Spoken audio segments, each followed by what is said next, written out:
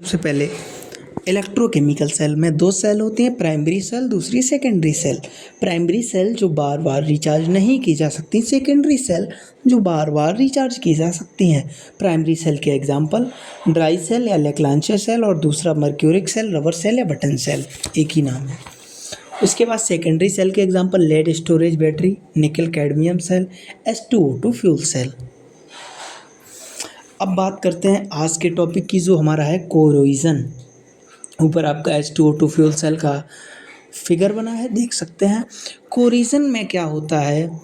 Corrosion मतलब है process of heating away of metal by attack of atmospheric gases on it. ये तो अंग्रेजी भाषा में हो गई। हिंदी में अगर समझें तो वह प्रक्रिया, हिंदी में अगर देखें तो वह प्रक्रिया जो क्या करने से मेटल की बाहरी सतह को गिरने से या खाने से, ईटिंग ऑफ प्रोसेस, मतलब वह प्रोसेस जो मेटल की बाहरी सतह को किसके खाने से रोक रही है? एटमॉस्फेरिक गैसेस से। मतलब सरल भाषा में कहें तो एटमॉस्फेरिक गैसेस जो हैं वो मेटल की ऊपरी सतह को खा लेती हैं, या जिसे हम बोलते हैं जंग लग जाती है, जंग लगना नॉर्मल भाषा में। अब कोरोजन में क्या है? दो ही चीज़ें हैं, मेटल है और एटमॉस्फेरिक गैसेस हैं। तो मेटल क्या क्या हो रहा होगा? मेटल का हो रहा होगा ऑक्सीडेशन, और मेटल का ऑक्सीडेशन हो रहा है तो मतलब एनोड है, और से एनोड है। और सबसे सरल भाषा में मेटल को याद कराएं, गैस हमें दिखती है नहीं, उड़ जाती है। वैसे ही अगर जंग लगेगी तो चीज़ उड़ जाएगी। और ऑक्सीडेशन मतलब ऑक्सीडेशन से ऑक्सीजन गैस का भी नाम ईजी बन रहा है। तो मतलब ऑक्सीडेशन मतलब उड़ गया, और उड़ेगा कौन? मेटल। तो मेटल का हो रहा है ऑक्सीडेशन तो मेटल हो गई है एनोड, और एटमॉस्फेरिक गैसेस का हो रहा है रिडक्शन तो एटमॉस्फेरिक गैसेस हो गई कैथोड। अब corrosion of iron is rusting. Iron पर जो जंग लग रही है उसे बचाने के तरीके इसमें आगे लिखे हुए हैं। तो मैकेनिज्म क्या है? मैकेनिज्म यही है कि एनोड पे आयरन होता है, मतलब Fe होता है, और कैथोड पे एटमॉस्फेरिक गैसेस जैसे हाइड्रोजन या ऑक्सीजन होते हैं। सही बात है। मैकेनिज्म ये है। ओवरऑल रिएक्शन क्या बनेगी? ओवरऑल रिएक्शन यही है कि एक तरफ प्रोडक्ट लिख दो, एक तरफ रिएक्टेंट लिख दो, कैथोड एनोड के जो कटे उसे काट दो, और दोनों तरफ जो जो बचे वो नीचे। ओवरऑल रिएक्शन हो गया, हमें याद था। अब इसमें एक ही चीज़ याद करना है कि इनकी मैकेनिज्म में रस्ट क्या बनता है, मतलब जो जंग लगाने वाला अयस्क है वो क्या बनता है? बनता है Fe2O3 इंटू XH2O। तो अगर मेटल में कोरिजन हो रहा है, खास करके आयरन में, तो कौन सा अयस्क बनेगा बस बता देना है। Prevention of corrosion. Prevention of corrosion मतलब कोरिजन को बचाने के तरीके क्या हैं? जंग लगने से बचाने के तरीके क्या हैं? सबसे पहला बैरियर प्रोटेक्शन। बैरियर प्रोटेक्शन मतलब ऑयल लगा देना, पेंट कर देना, ग्रीस लगा देना, और जंग रोधक मेटल जैसे निकल कैडमियम निकल क्रोमियम एल्यूमिनियम की परत लगा देना। लोहे के ऊपर निकल की परत लगा दी तो आपने एक बैरियर लगा दिया, जिससे जंग हमारी कम लगेगी या नहीं लगेगी। उसके बाद सेक्रीफिशियल प्रोटेक्शन। सेक्रीफाइस मतलब बलिदान देना, तो मतलब ऐसा संरक्षण जिसमें कोई और धातु अपना बलिदान दे। ऐसा प्रोटेक्शन जिसमें कोई और धातु अपना बलिदान दे, मतलब अपने आप को न्यौछावर कर दे। जैसे आयरन पर अपने से ज़्यादा इलेक्ट्रोपॉजिटिव मेटल का कोट लगा दो। अब आपने कहा इसे सेक्रीफिशियल प्रोटेक्शन क्यों कहा? ऐसे तो निकल क्रोमियम बहुत सारी थी। मैंने कहा भैया, जब आप आयरन पर किसी और मेटल को लगाओगे तो उस मेटल की कोई मजबूरी थी ना? नहीं थी, क्योंकि वो तो पहले से ही खुश थी, ठीक थी, लेकिन उसे इस पर क्यों लगाया जा रहा है? क्योंकि वो सेक्रीफाइस कर रही है, कह रही है आयरन हमारा भाई है, इसको हम बचाएंगे, तो सेक्रीफाइस कर रही है, इसलिए इसे सेक्रीफाइसल प्रोटेक्शन बोलते हैं। जैसे उदाहरण में जिंक का कोट, गैल्वेनाइजेशन।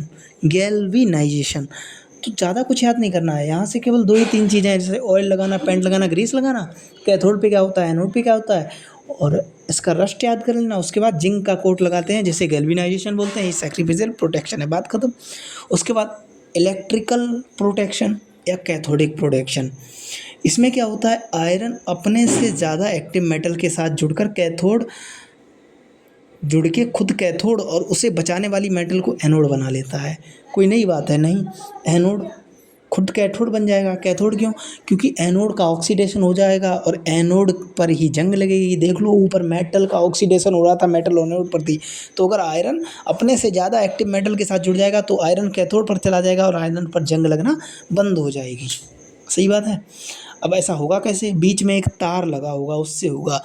आयरन कैथोड पे होगा, बीच में एक तार लगा देंगे, बचाने वाली जो मेटल होगी वो एनोड पर होगी, जैसे मैग्नीशियम। बात ख़त्म। उसके बाद एंटी रस्टिंग सॉल्यूशंस, ऐसे सॉल्यूशन जो जंग लगने से बचाते हैं, जैसे एल्कलाइन फॉस्फेट, एल्कलाइन क्रोमेट। अब एल्कलाइन क्यों? क्योंकि एल्कलाइन टी मतलब क्षारीयता, मतलब H+ आयंस जो हैं, अगर क्षारीय होगा तो H+ आयंस क्या होंगे? कम हो जाएंगे। तो अगर H+ आयन एटमॉस्फेरिक गैसेस में बहुत कम रेड्यूस भी होते हैं, तो अगर H+ आयन कम है तो आयंस में कम रेड्यूस होंगे और आयरन ऑक्सीडाइज कम होगा। ऑक्सीडाइज क्या होगा? कम, मतलब जंग कम लगेगी। बात खत्म। ये पूरा थ्योरी का पोर्शन था जो खत्म हो गया हमारा कोरिजन। अब बात करते हैं इलेक्ट्रोलिसिस। इलेक्ट्रोलिसिस मतलब करंट की हेल्प से इलेक्ट्रोलाइट को तोड़ना। इलेक्ट्रोलिसिस मतलब करंट की हेल्प से इलेक्ट्रोलाइट को तोड़ना। इलेक्ट्रोलिसिस मतलब करंट की हेल्प से इलेक्ट्रोलाइट को तोड़ना यूजिंग इलेक्ट्रिसिटी। और रिएक्शन क्या हो रही है? Non spontaneous reaction. आपने कहा यहाँ स्पॉन्टेनियस रिएक्शन क्यों नहीं लिखी? मैंने कहा याद करो, यहाँ पर इलेक्ट्रोलिटिक सेल पढ़ेंगे। इलेक्ट्रोलिसिस कहाँ होगी? इलेक्ट्रोलिटिक सेल में। इलेक्ट्रोकेमिकल सेल में स्पॉन्टेनियस होगी। इसलिए करंट की हेल्प से इलेक्ट्रोलाइट को तोड़ना क्या कहलाता है? इलेक्ट्रोलिसिस। और यूजिंग इलेक्ट्रिसिटी का यूज़ करके या इलेक्ट्रिकल एनर्जी का यूज़ करके हम केमिकल रिएक्शन बनाते हैं। ये नॉन स्पॉन्टेनियस रिएक्शन पर होती है। उसके बाद इलेक्ट्रोलाइट को तोड़ते कैसे हैं? आयनिक सॉलिड है इलेक्ट्रोलाइट, सॉलिड होता है। पहला उसे पिघलाकर, दूसरा उसे पानी में घोलकर। पिघलाना मतलब मोल्टन स्टेट या फ्यूज्ड स्टेट, पानी में घोलना मतलब एक्वस फेस। अब आगे इलेक्ट्रोलिटिक सेल के बारे में एक और पॉइंट लिखा है यहाँ पर। वहाँ इलेक्ट्रोलिसिस थी, यहाँ इलेक्ट्रोलिटिक सेल है। इलेक्ट्रोलिटिक सेल क्या करती है? इलेक्ट्रिकल एनर्जी को केमिकल एनर्जी में बदलती है। वही बात है ना, नॉन स्पॉन्टेनियस रिएक्शन होती है। डेल्टा जी क्या होता है? पॉजिटिव। डेल्टा जी क्या है? गिब्स फ्री एनर्जी है। इसको पीछे कैसे लिखते थे? -NFE सेल लिखते थे ना। और अगर डेल्टा जी 0 हो जाता था तो ई सेल 0 हो जाता था। तो नर्स्ट इक्वेशन में ई सेल की वैल्यू क्या रख देते थे? 0। हाँ, ये बातें तो याद हैं हमें। उसके बाद इलेक्ट्रोलिटिक सेल में इनर्ट इलेक्ट्रोड्स क्या हैं? इनर्ट इलेक्ट्रोड्स हमारे पहले हैं ऑक्सीडेशन एंड रिडक्शन में भाग नहीं लेते हैं। इनर्ट इलेक्ट्रोड जो होते हैं ऑक्सीडेशन रिडक्शन में भाग नहीं लेते हैं। सही बात है। जैसे ग्रेफाइट, प्लेटिनम, मरकरी, ये ऑक्सीडेशन रिडक्शन में भाग नहीं लेते हैं। ओनली वर्क एज सोर्स और सिंक, केवल सहायता प्रदान करते हैं और भाग नहीं लेंगे। किसमें? रिएक्शन में भाग नहीं लेंगे, ना ऑक्सीडेशन कराएंगे ना रिडक्शन। मगर जो आपके एक्टिव इलेक्ट्रोड होते हैं, एक्टिव, ये ऑक्सीडेशन और रिडक्शन दोनों में भाग लेते हैं। और इसीलिए एक्टिव इलेक्ट्रोड क्या होता है? इनर्ट इलेक्ट्रोड का मतलब है इलेक्ट्रोलाइट। जैसे KOH जो सॉल्ट ब्रिज में फंसा रहता था, वो रिएक्शन करा तो रहा है लेकिन ना ऑक्सीडेशन कर रहा है ना रिडक्शन कर रहा है। और एक्टिव इलेक्ट्रोड मतलब जैसे NaCl, एक कैथोड पे जा रहा है एक एनोड पे जा रहा है, तो बस बात खत्म। इलेक्ट्रोलिटिस ऑफ फ्यूज्ड NaOH कुछ नहीं कर रहा है। अगर फ्यूज्ड NaOH केवल NaOH है तो कैथोड पे क्या जाएगा? कैथोड पे आपका पॉजिटिव वाला चला जाएगा, तो Na को कैथोड पे चला गया। एनोड पे क्या चला जाएगा? जिसका आप रिडक्शन कर सकते हो, जिसका आप ऑक्सीडेशन कर सकते हो। तो माइनस का चार्ज अगर पॉजिटिव में हो रहा है, -OH है, इसे पॉजिटिव में बदल सकते हो, तो ये एनोड पे जाएगा ही जाएगा। और कैथोड पे +1 का चार्ज है, तो इसे न्यूट्रल करना है ना, तो इसे कैथोड पे कर दो, तो इसका क्या हो जाएगा? और रिडक्शन हो जाएगा। कैथोड पे रिडक्शन, एनोड पे ऑक्सीडेशन। बाकी आप ऐसे भी याद कर सकते हो कि मेटल हमेशा कैथोड पे रख दो और नॉन मेटल या नेगेटिव चार्ज वाली मेटल को एनोड पर, पॉजिटिव चार्ज वाली मेटल कैथोड पर। पॉजिटिव चार्ज वाली मेटल कैथोड पर और नेगेटिव चार्ज वाली एनोड पर। Electrolysis of aqueous NaOH। अब एक्वस NaOH में एक बात छिपी हुई है।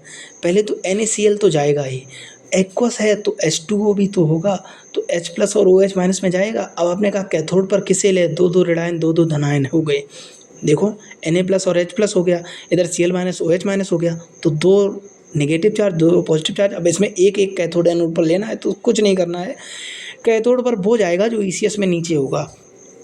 अगर हमें ECS इलेक्ट्रोकेमिकल सीरीज याद नहीं है तो इतना तो याद होगा कि H+ के ऊपर मोस्ट मेटल मतलब सारी मेटल्स हैं, H+ के नीचे क्या है, Cu, Ag, Au, Pt और Hg।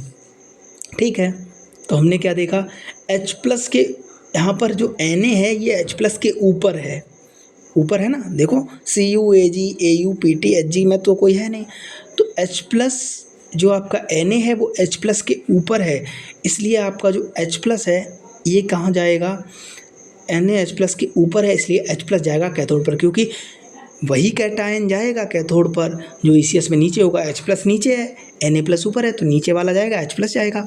और एनोड पर वही एनायन पहले इलेक्ट्रॉन देगा जिसके पास ऑक्सीजन कम है, तो OH के पास तो पहले से ही दिख रहा है O ऑक्सीजन है, Cl रेडायन के पास नहीं है तो Cl रेडायन जाएगा एनोड पर। ये रट लेना है, याद कर लेना, अगर एक्वस कोई भी सॉल्यूशन आएगा तो उसमें इसी प्रकार करना है, जैसे इलेक्ट्रोलिसिस ऑफ मोल्टेन और एक्वस NaCl, एक्वस NaCl का इलेक्ट्रोलिसिस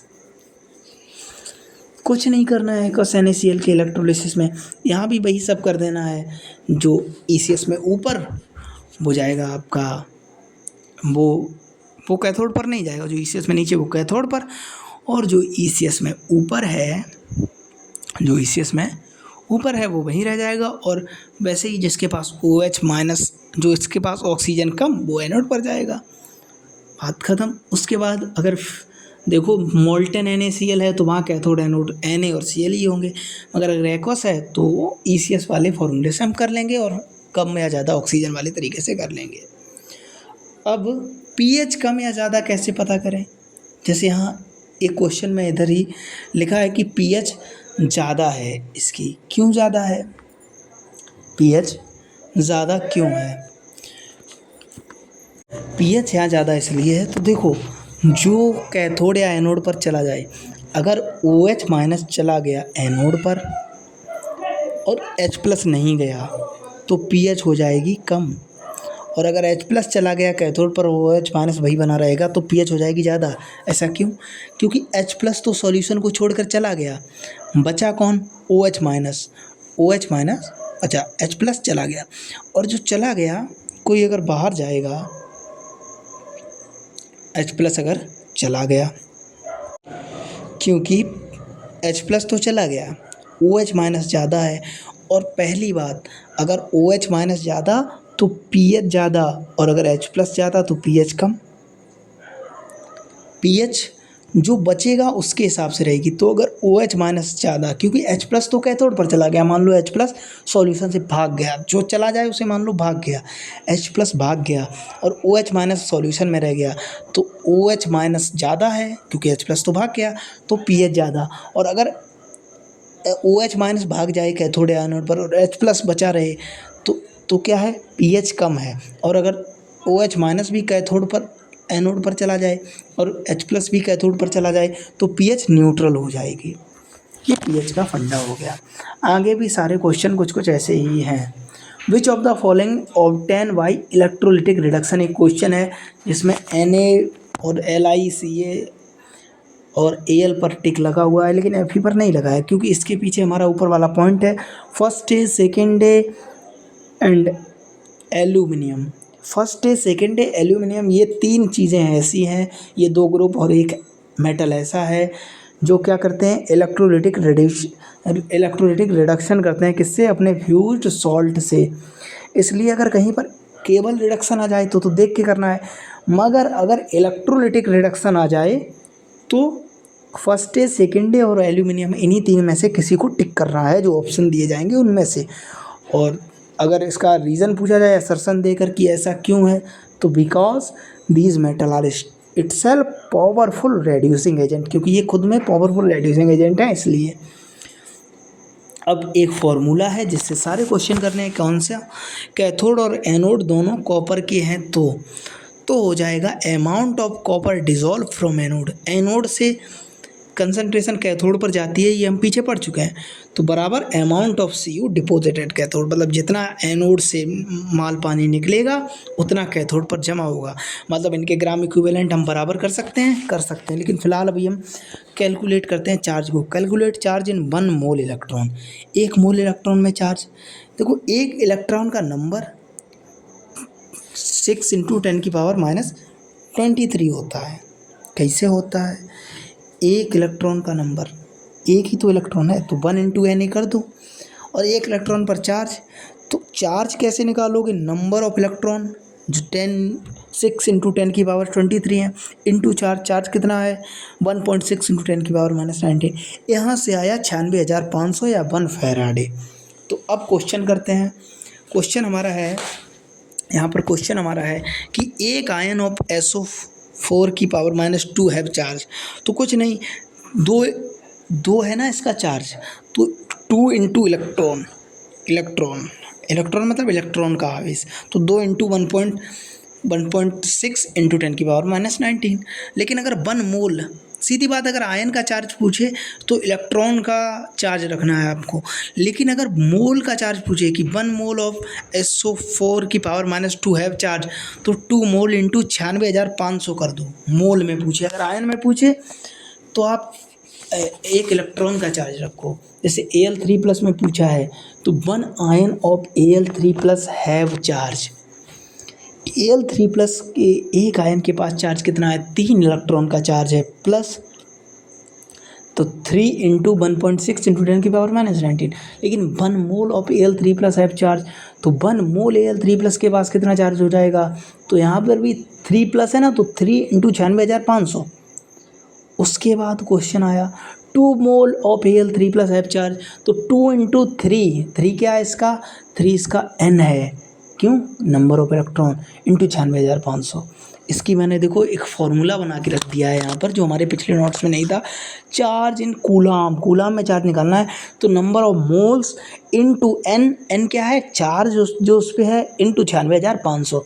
यहाँ से ये सारे क्वेश्चन जो हमने पीछे किए थे मोल वाले किए थे। मोल इंटू नंबर N कैसे निकालना है? N निकालना है, देखो अगर रिएक्शन है तो चेंज इन हाफ रिएक्शन और फुल रिएक्शन का हमने फॉर्मूला लिख दिया था।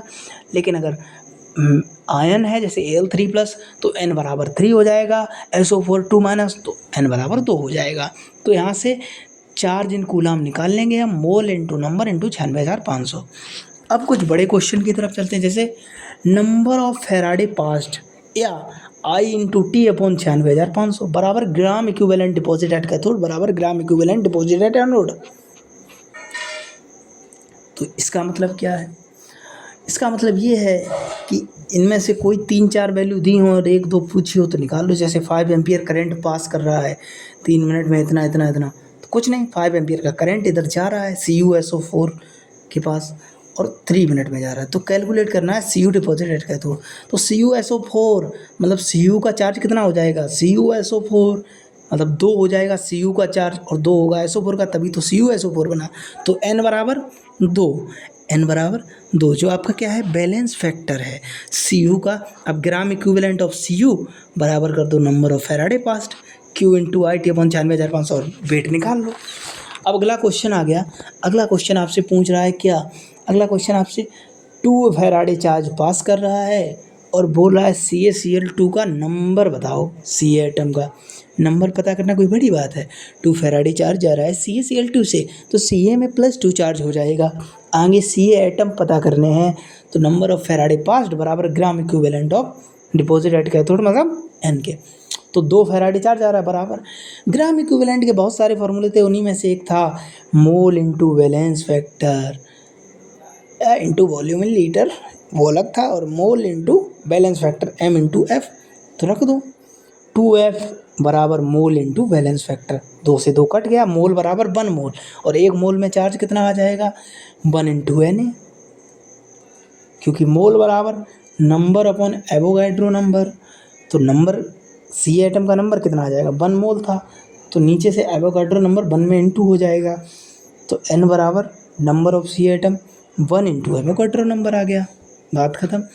उसके बाद हैविंग टू इलेक्ट्रोलिटिक सेल, दो इलेक्ट्रोलिटिक सेल है, एक आपकी Ag2SO4 है, दूसरी आपकी डाइल्यूट H2SO4 रिस्पेक्टिवली, दो हैं सीरीज में कनेक्टेड है। हाइड्रोजन का आपको वजन दिया गया है, हाइड्रोजन का आपका वजन दिया गया है।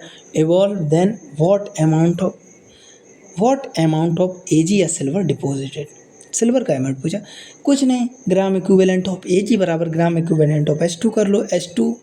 H2 है तो इसका मतलब इसका क्या हो जाएगा, इसका वैलेंस फैक्टर 2 हो जाएगा, और Ag2SO4 का वैलेंस फैक्टर Ag पर +1 चार्ज होता है तो बैलेंस फैक्टर 1 आ जाएगा। तो wait upon equivalent wait molar weight upon balance factor करके वेट रख लिया, एक का वेट पता था दूसरे का निकाल लिया।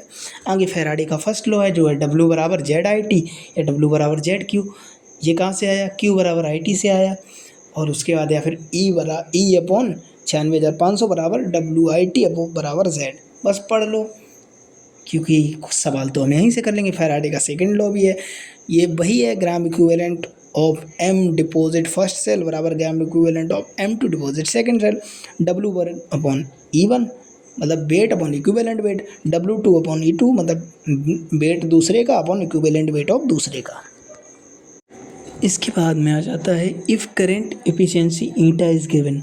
जो क्वेश्चन आ रहे थे उनमें अगर ईटा भी दे दिया जाए तो कुछ नहीं करना है। ईटा क्या था, N/100, क्योंकि ईटा परसेंटेज में दिया जाए इसलिए N/100 करना है, और सब वैसा ही नंबर ऑफ फैराडे पास्ड या into I into T upon 96,500 बराबर ग्राम इक्विवेलेंट डिपॉजिट। जैसे क्वेश्चन है, calculate amount of magnesium deposit when 1 ampere current is passed for 193 second. Eta आपको 75% दिया गया है तो 1 एम्पियर करेंट जा रहा है, और 193 जो आपका है सेकेंड है। mg 2+ है होता है हम जानते हैं, और वेट बताना है mg का। तो ईटा की वैल्यू दी गई है तो बस ईटा को आगे गुणे में लिख दो, 75/100 कर दो। N2 सब कुछ वैसा ही, I इंटू T अपॉन 96,500 बराबर वेट अपॉन इक्विवेलेंट वेट, और वेट निकाल लो। ऐसे ही ईटा की वैल्यू किसी भी क्वेश्चन में आए तो ऐसे ही रख दो इसी फॉर्मूले में और आंसर निकाल लो। अब बात करते हैं कंडक्टर्स की। कंडक्टर्स मतलब चालक। चालक कैसे होते हैं, हमने फिजिक्स में पढ़ रखा है, चालक अचालक को चालक, लेकिन यहाँ बात केमिस्ट्री की है तो थोड़ा ऊंचे दर्जे पे चलते हैं। मेटेलिक कंडक्टर्स, ये तो हमने पढ़ रखा है, ये सुचालक होते हैं, मेटल्स के होते हैं। हाँ, लेकिन यहाँ केमिस्ट्री की बात है तो हम बोल सकते हैं ये इलेक्ट्रॉन्स की वजह से इलेक्ट्रिसिटी कंडक्ट करते हैं। सही बात है, इलेक्ट्रॉन्स के पास क्या होता है, चार्ज, तो मेटल्स हैं तो भैया इलेक्ट्रॉन से ही तो चार्ज कंडक्ट करेंगे। सही बात है, क्योंकि ये खुद मेटल्स के आयन होते हैं। ये बात भी सही है, हाँ मेटल्स के आयन है और आयंस के पास क्या होता है, चार्ज। मेटल्स के आयन है, आयंस के पास चार्ज होता है, और चार्ज किसका होता है, इलेक्ट्रॉन्स का। तो बात सही है, ये इलेक्ट्रॉन की वजह से इलेक्ट्रिसिटी कंडक्ट करते हैं क्योंकि ये खुद मेटल के आयंस होते हैं। आपने कहा ठीक है, और आपने 2-4 मेटल भी लिख दी, Cu Na Ca Zn। फिर आप गए इलेक्ट्रोलाइटिक कंडक्टर्स में, आपने कहा तुम क्या हो बे, तो ये बोले ये आयन से इलेक्ट्रिसिटी कंडक्ट करते हैं। ये क्या करते हैं, आयंस से इलेक्ट्रिसिटी कंडक्ट करते हैं। मैंने कहा अभी तो हम आयंस के चार्ज से इलेक्ट्रिसिटी देख रहे थे। मैंने कहा ये बात थोड़ा और ऊंचे दर्जे की है। क्यों, क्योंकि वहाँ पे हो रहा था Cu, जो आपका मेटल्स हो रही थे वो Cu Na Ca और Zn था, लेकिन यहाँ पर Cu और Cl दोनों मिल गए, Na और Cl दोनों मिल गए। इलेक्ट्रोलाइट होता है एक मेटल, इलेक्ट्रोलाइट क्या होता है, एक मॉलिक्यूल, और मेटल क्या होता है, एक सिंगल एटम। मेटेलिक कंडक्टर मतलब एटम तक बात चल रही है, एटम के आयंस होते हैं जो चार्ज कहलाते हैं। और इलेक्ट्रोलाइट की बात आ जाए तो समझो एक पूरा मॉलिक्यूल होगा, जैसे इधर देखो Cu Na Ca Zn ions है ना मेटल्स के। उसके बाद आप अगर इलेक्ट्रोलाइट कंडक्टर देखो तो ये खुद में पूरे मॉलिक्यूल हैं, तो ये आयन से इलेक्ट्रिसिटी कंडक्ट करते हैं, और ये खुद एक मॉलिक्यूल या सॉल्ट होते हैं। सही बात है, और इधर ये इलेक्ट्रॉन्स की वजह से इलेक्ट्रिसिटी कंडक्ट करते हैं, ये खुद मेटल के आयंस होते हैं। सही बात है, दोनों बातें सही है, दोनों ही। हमने कहा दोनों चीज़ें हम समझ गए, एक बड़ा है दूसरा छोटा है और कोई डिफरेंस नहीं है। हमने कहा अब कंडक्टिविटी या कंडक्टिंग पावर क्या है, मतलब कितनी किसके कितने विपरीत या बराबर स्थिति में कर सकते हैं। तो मैंने कहा मेटेलिक कंडक्टर्स की पावर होती है, कंडक्टिंग पावर टेम्परेचर के इनवर्सली प्रोपोर्शनल 1/T। आपने कहा ठीक है। फिर मैंने कहा कि ये कुछ भी नहीं करते हैं, केवल फिजिकल चेंज होता है इनमें, मतलब सॉलिड से गैस, गैस से लिक्विड बन सकते हैं। कहा ठीक है। फिर आपने कहा कि इलेक्ट्रोलाइटिक कंडक्टर्स हैं, इनकी कंडक्टिंग पावर बताओ। मैंने कहा ये याद कर लेना, क्योंकि किसी भी इलेक्ट्रोलाइट की अगर कंडक्टिंग पावर का रेशियो कुछ भी पूछेगा तो इसका यूज करना है, और मेटेलिक कंडक्टर की पूछ ले तो उधर वाले का। लेकिन ज़्यादातर इलेक्ट्रोलाइटिक कंडक्टर की बात होगी आगे, इसलिए याद कर लो कंडक्टिंग पावर टेम्परेचर के डायरेक्टली प्रोपोर्शनल है, मतलब टेम्परेचर ज़्यादा तो कंडक्टिविटी ज़्यादा। यहीं से समझ गए, टेम्परेचर ज़्यादा तो कंडक्टिविटी ज़्यादा, बात खत्म। अब आगे देखो, ये मास का फ्लो करते हैं, और उधर लिखा था ये कुछ भी नहीं करते, मतलब ये मास फ्लो नहीं करते हैं, मतलब तो मेटेलिक कंडक्टर मास फ्लो नहीं करते हैं और इलेक्ट्रोलाइटिक कंडक्टर मास का फ्लो करते हैं, वजन होता है। इलेक्ट्रोलाइटिक कंडक्टर फैराडे का लॉ फॉलो करते हैं, लेकिन मेटेलिक कंडक्टर ना ना ना ना नहीं करते हैं फॉलो। और फिजिकल और केमिकल दोनों चेंज होते हैं, किसमें, इलेक्ट्रोलाइटिक कंडक्टर में। और मैंने क्या बोला था कि मेटेलिक कंडक्टर में केवल फिजिकल चेंज होता है, बात खत्म। यहाँ तक हमारा काम खत्म।